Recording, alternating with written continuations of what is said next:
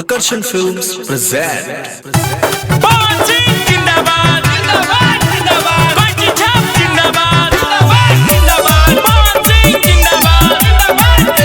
Music by Rajesh Sahni।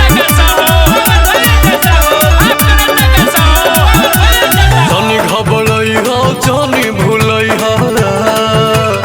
ए भैया जानी घबराई हा जानी भूलाई हा भैया पहुँची हमार के तब होटई नहीं के देखे जितावे के बाद काट काट बिहार से संसद बनावे के पाइन के काट काट बिहार से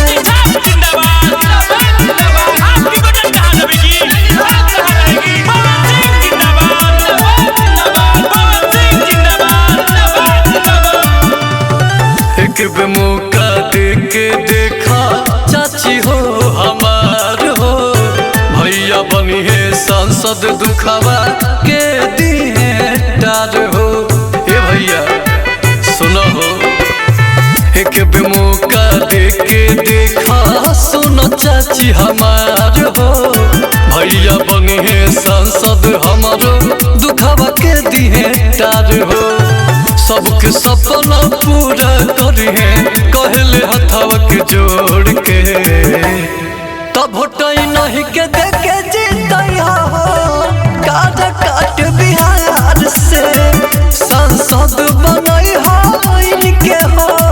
काट काट बिहार से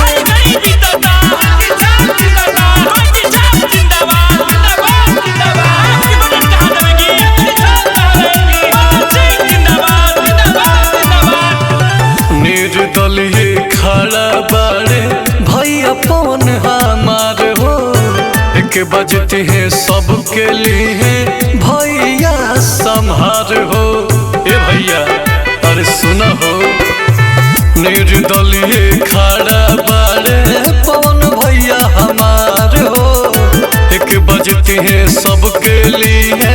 भैया संहार हो पटल मन कहतर गौआ जबार से तब होटई नहीं के देखे जीतैया काट काट बिहार से संसद बनई हो इनके हो काट काट बिहार से। रिया रिकॉर्डिंग स्टूडियो नरकटियागंज।